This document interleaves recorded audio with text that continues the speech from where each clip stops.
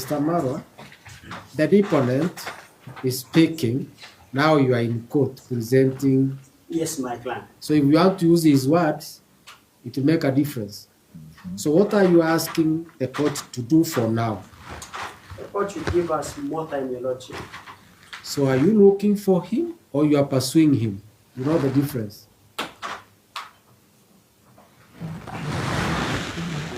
We are looking for the petition.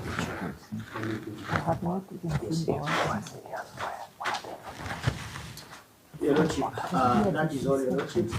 I request that at this point, Your Lordship, my clients to give them a bit of time. Enough with the lies. Your clients are the abductors. Go tell them to produce the second petitioner in court. Enough with the lies. You must stop the abductions. You must stop extrajudicial killings. We will not come here to listen to your stories. You have abducted someone. His family is crying, and you are here telling us stories. Enough is enough. Extrajudicial killings and disappearances must end now. We must stop this madness. We must stop these evil things you are doing to us. It is not right to abduct someone and not present them to court. And you are here telling us stories about... Let me speak. I will sit down. This is not right. Why should they abduct someone and instead of producing them to court, they come here to start telling us stories about, I don't know, my client did this. Your client what? Then what are we supposed to do? If the people who are supposed to protect us have turned out to be the greatest threat to our security. Can we proceed, Senior Counsel? Yes. Well, we have heard the counsel for the respondents. I want to begin by referring you to the wording of order number 5. And if you allow me, I'll read it in extenso. That the Inspector General of Police and the Director of Criminal Investigations were named as the first and second respondents, and also the fifth and sixth respondents in their personal capacities, are hereby directed to produce Ndiangui Kinyagia, the second petitioner, in court tomorrow, the 1st of July 2025.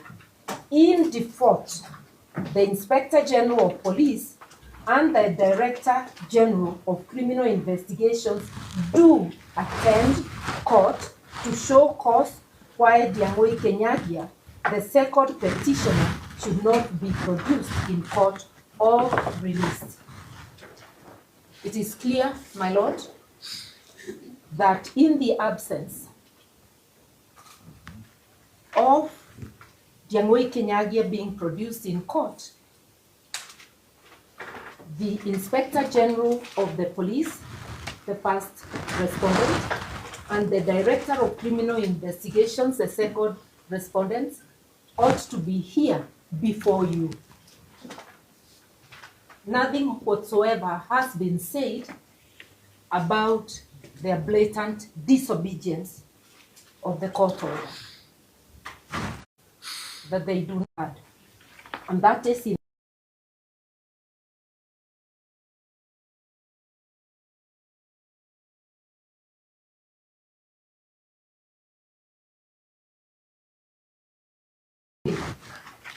there's nothing in the replying affidavit of the respondents of Samuel Itegi to tell us how far they have gone with the investigations and what they have done, if at all, to find Ndiangui Kinyagia. This matter has been very, very public, to the extent that yesterday, my Lord, the DCI, the second respondent, at 4 p.m., long after you had adjourned the hearing and given your orders, therefore we assume that he knew he's supposed to be in court today, decided to appear before the public and deny having Ndiangui Kinyagia in his custody. So he will deny publicly, but he will not come to assist the court. to reach a decision, and he will deny publicly in a matter that is sub judice. A very, very disturbing feature of the affidavit of the respondents is to be found in their annexure, their sole annexure to their replying affidavit, which is the inventory of the things taken from Ndiangui Kinyagia's side. It's page 10 and 11. If you look at that, my lord, and look at our annexure attached to the affidavit, further affidavit of Florence Muturi, sworn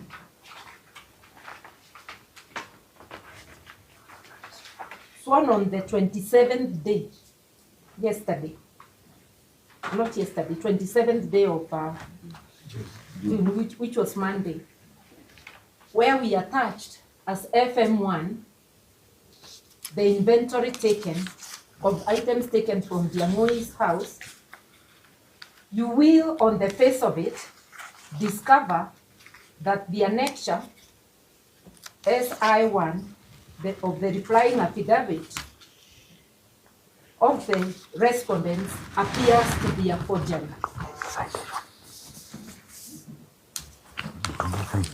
And which makes the second So which one are you referring to?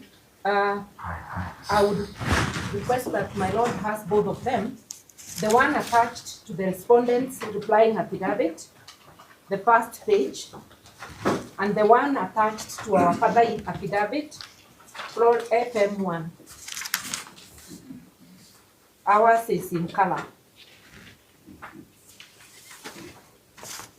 Theirs is in black and, oh, I'm told it's also in black and white. It's my copy that is in color. If you look at those two, my lord. Just give me a minute.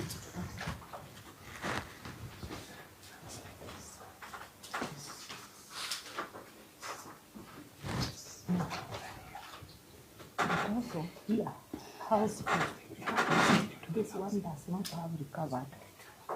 Yeah.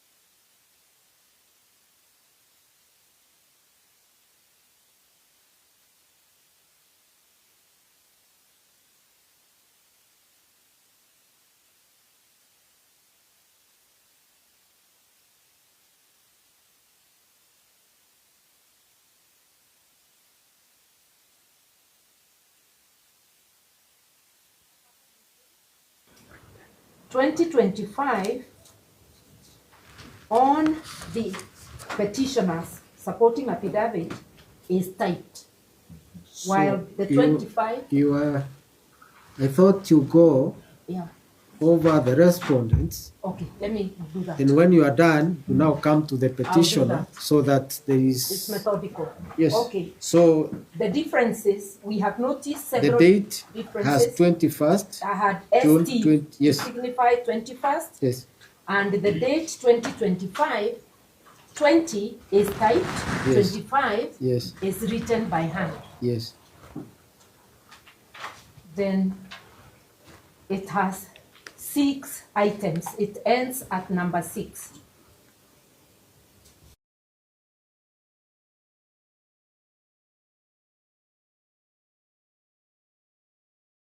Witness, Jane Jango.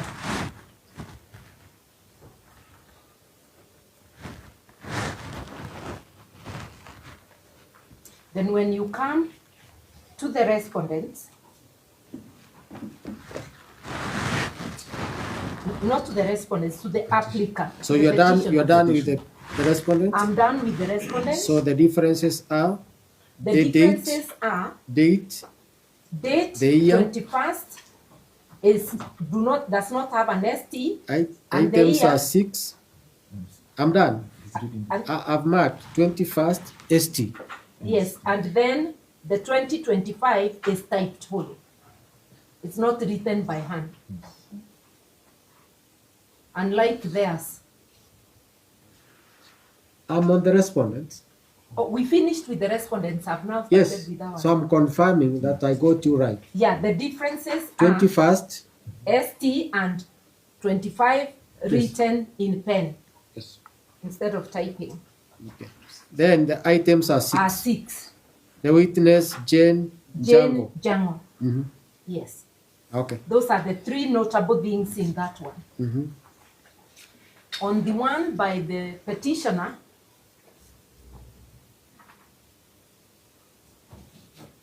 Yes. the date does not have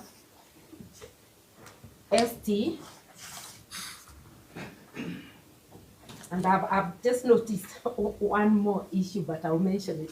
Doesn't have ST, and 2025 is wholly typed, not written by hand.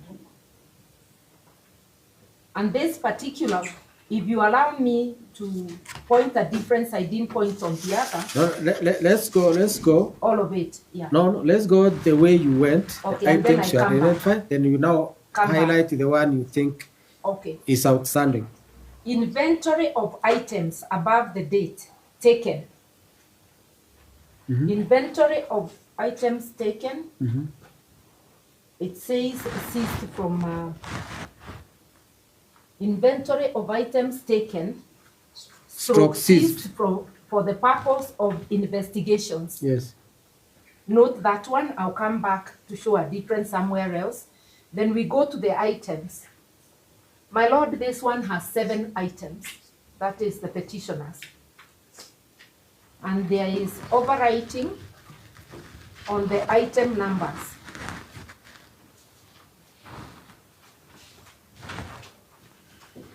Number 6 is cancelled because number 5 appears to continue up to number 6, so it's cancelled. Number 6 is cancelled. Number 7, Item. the numbering. You can see a cancellation on the letter 6 and then an imposed writing on the number below to be 6.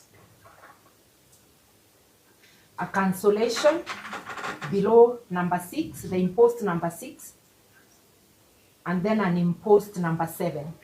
So the petitioners are 7 items and the numbering has been changed. Yes. Then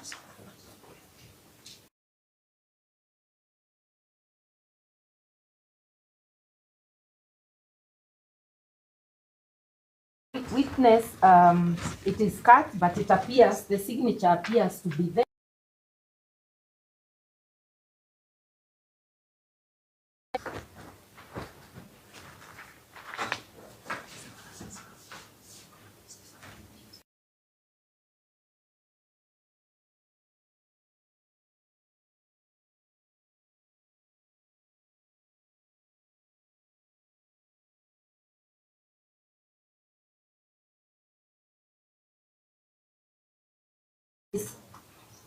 other one.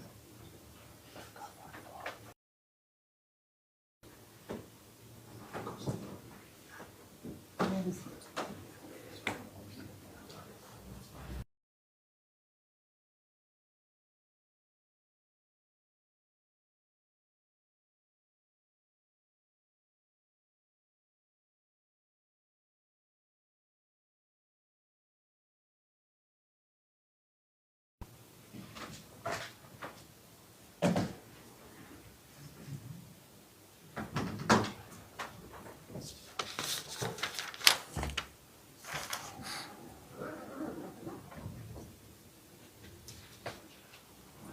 You can see House of Kinyagia, Ndiangui.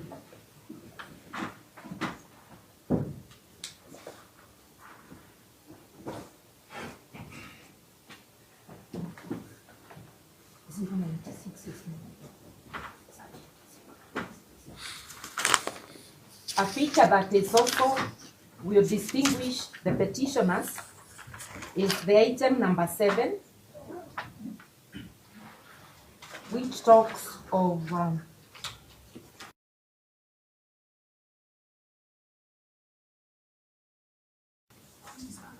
okay. Item number 7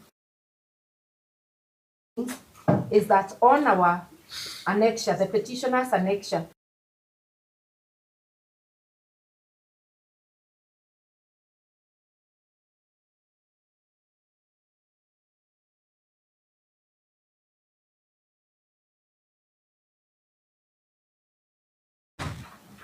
Your Lordship, I don't know if it is proper at this moment for me to clarify. No. No.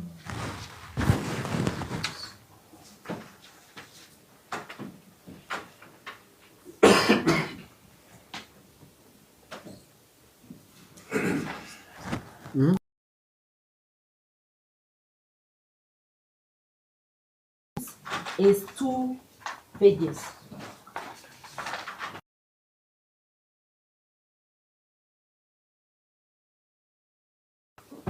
Ours, it's all on 1 page.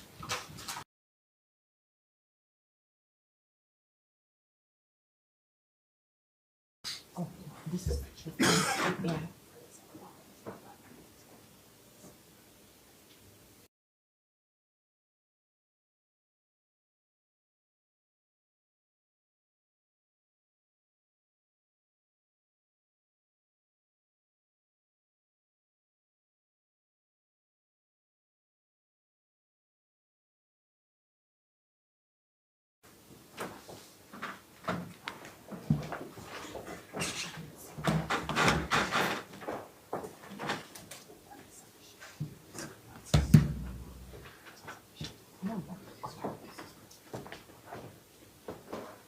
So we do not have the signature.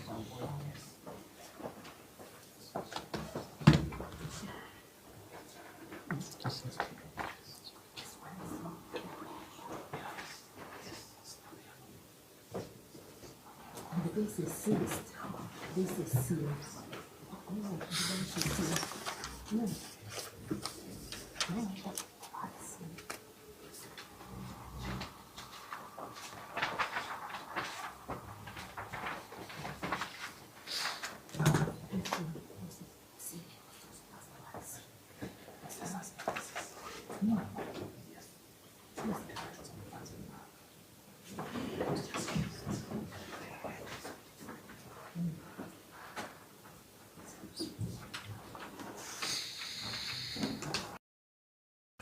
The last distinction between the two I would like to point out now is on the rest.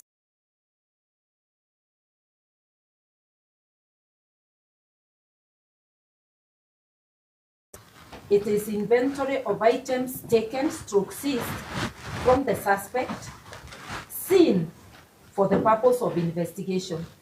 Now, if you look at the petition, the word inventory appeared at the top. the word that is not similar in both is the word sin, as in sin of crime. Whereas the respondents, one, in that heading, has the word sin, and these are The word seen does not appear on the copy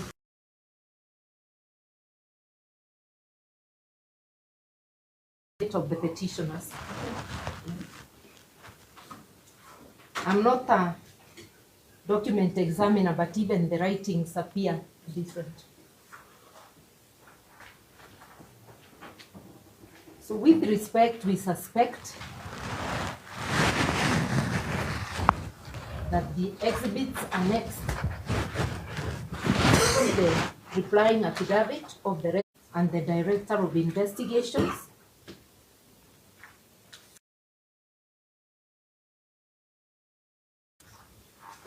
matter said by the caretaker, who has not sworn an affidavit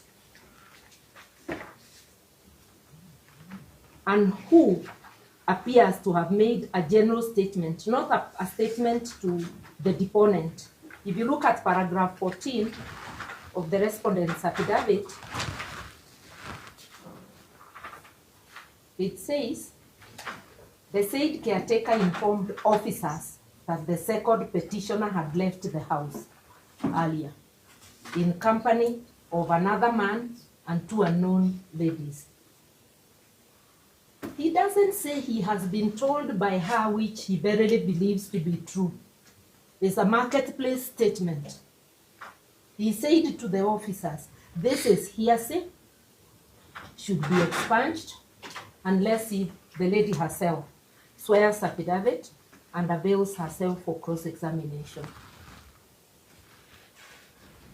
What if the two others he left with were an advance party to abduct while the others come back and search?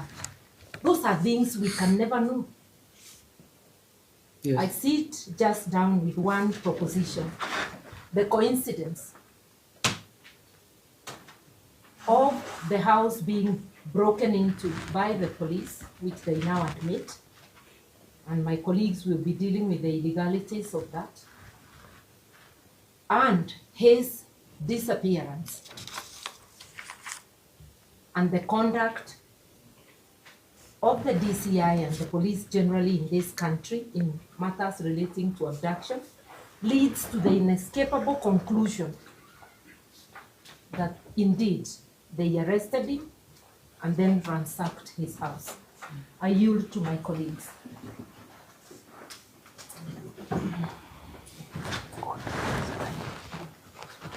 My Lord, very briefly. Just a minute.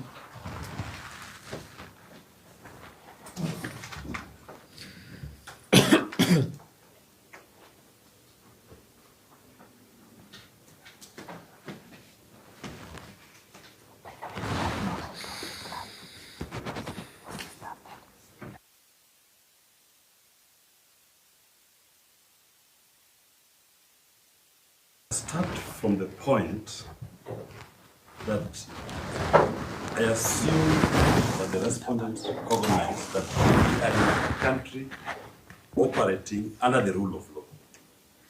And if they accept that fact, then a competent court having made an order, I've never seen orders that are so express and explicit like this one, directing the IG,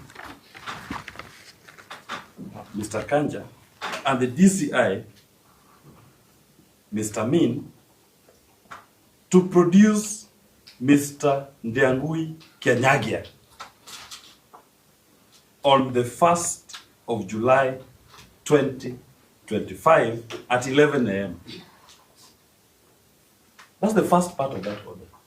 It is 12:43 at the time I'm speaking. And the two gentlemen have not produced Mr. Ndiangui Kinyagia. This court specifically directed them that if they fail to produce him, in default, they have to attend court to show cause. So we all agree there is no production, but I can see they are not here. I'm only seeing Mr. Maro. He's not the DCI, is not the IG. So if you're operating under the rule of law, at the very bare minimum, the two gentlemen should be in court doing the explanations which counsel is purporting to do from the back.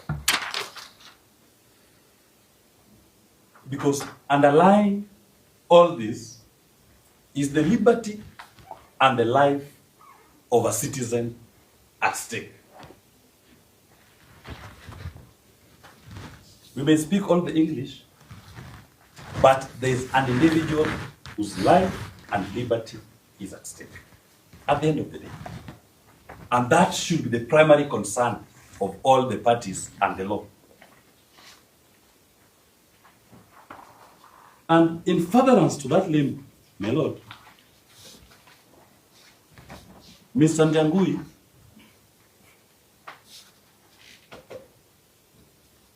seemed to have only attracted the attention of the respondents. That is the second petition. The second petition seemed to have only attracted the attention of the respondents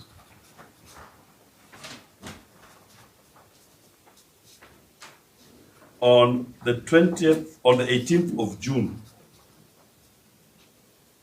On 18th. 18th of June 2025, and that is, my lord, as per the Annex 10, the replying affidavit, page 10. Sorry, on the 19th of June. 19th of June, as per the annexure found at page 10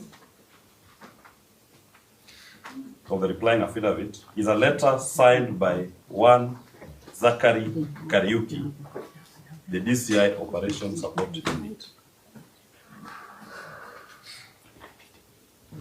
And that letter, my lord, it is the first time that the question of liberty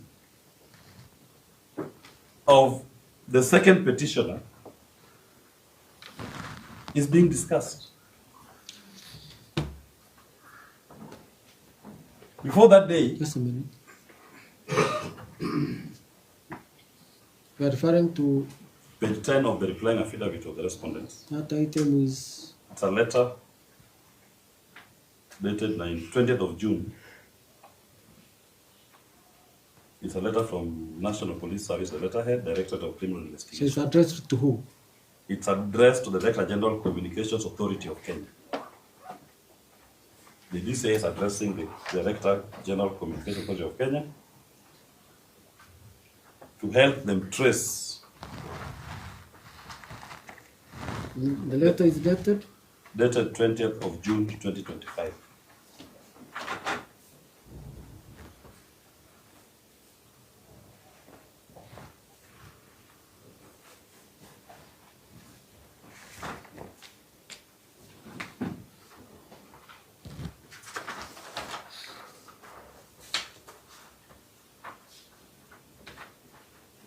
And on the 21st of June,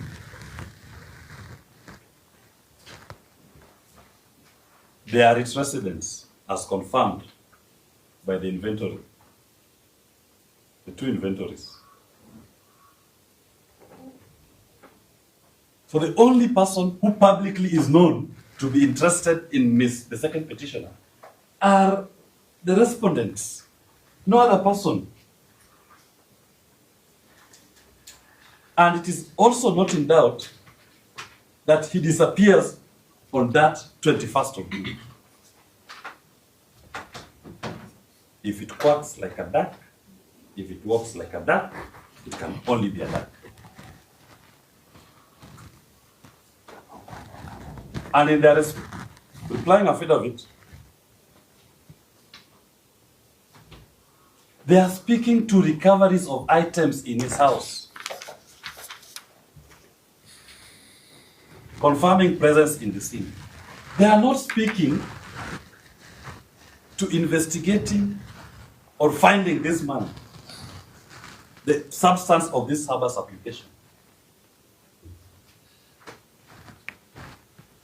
If they were really minded to protect the fundamental rights of the second petitioner, And if they didn't know where he is, the report to court today will have been the number of witnesses they've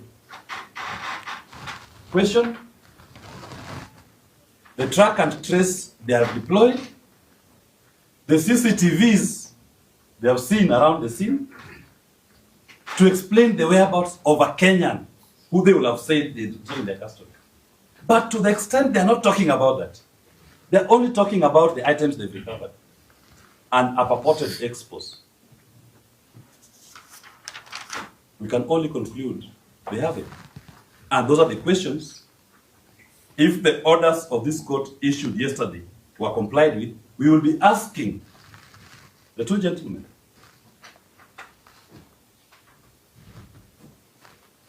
and their subordinates whose names appear on the inventory to have been present at the residence of the second petition.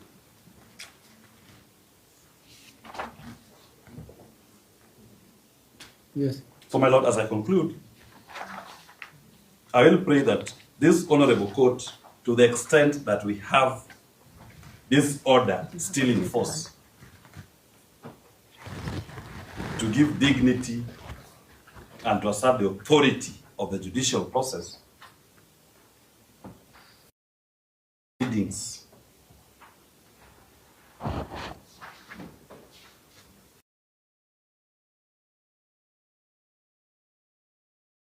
with the participation and the presence of the two, Mr. Kanja and Mr. Amin, in person answering this question, and their subordinates who have signed this inventory.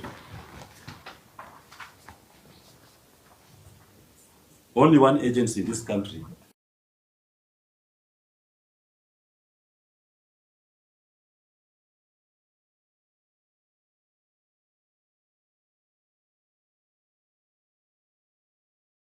in the supporting affidavit of Florence Muturi have not been denied the presence of Subarus and the gentlemen in those Subarus in civilian in violation of the law as noted. They make no mention to them.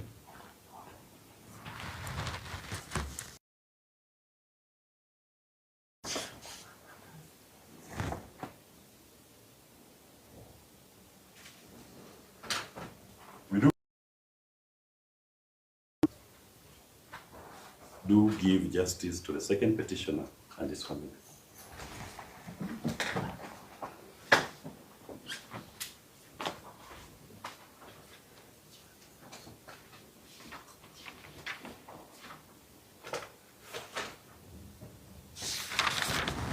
You Your want, Lordship, to, if- you want to add? Yes, yes, Your Lordship. There There are certain aspects, Your Lordship. I'll be Which speaking ones? directly to the affidavit. Which ones? Yes, Your Lordship. Which ones?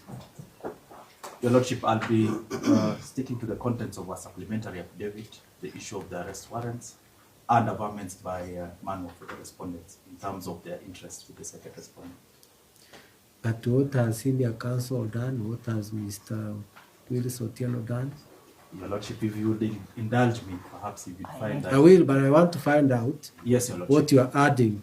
Yes, Your Lordship. I'd be speaking to the fact of, Your Lordship, there was an averment by counsel to the respondent that they are looking for the second petitioner and not investigating.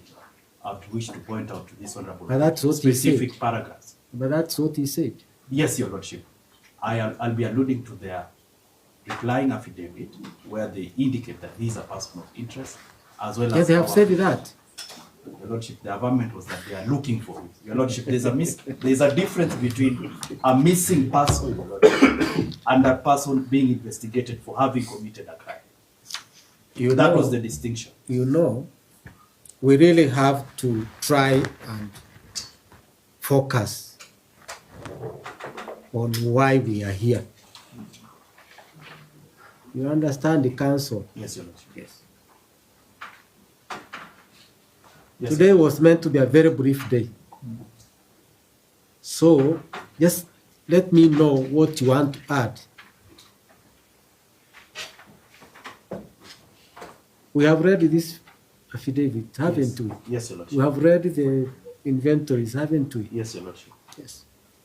So just add what you want to add instead of making a day very long. Give us your name, I'm Mr. Abner Mango, Your Lordship. Mr. Abner Mango. So I can have Mr. Mango. Yes, Mango is fine. It's easier. The fruit. So proceed, Mr. Mango. Yes, Your Lordship, I'll be very direct and speak to what has not been. Your Lordship, just referring the court to the affidavit in support of the agency. Your Lordship, there is a miscellaneous. Let's not go there. We read that affidavit. We are here. We are part of that agency. It has not been spoken to. It has not been spoken to, Your Lordship. There is the second annexure. The inventory was the first one, but the second annexure, Your Lordship, to the affidavit in support of the agency, is a miscellaneous application, number E2362 of 2025. This is the affidavit dated 27th of June 2025.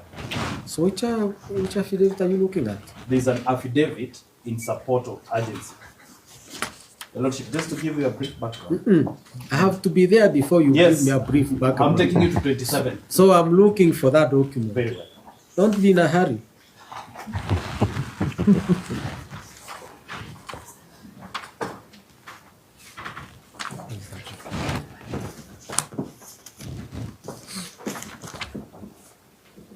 You must be looking at a different document. Yes, Your Lordship.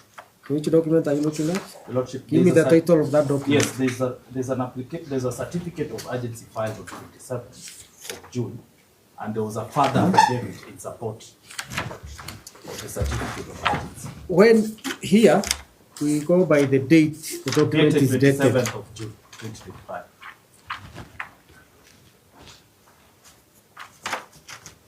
When is this agency dated? 27th of June 2025. Certificate. Yes, Your Lordship. And that is why I was giving you the background that the initial certificate was filed on 24, and having not been given any directions, another certificate of agency was filed on the 27th of June. And when was the application seen? On the 27th of June 2025 is when Your Honorable Lordship gave direction. After the subsequent filing of the second certificate. 24th was which day? 24th was on Tuesday. It was filed at what time? 24th at 9:34 a.m. And we sit up to when? You see? And Your Lordship, that's what prompted the No. Yes. See, you seem to be saying Yes. we were late in acting on your application. Yes. So we sit up to what time?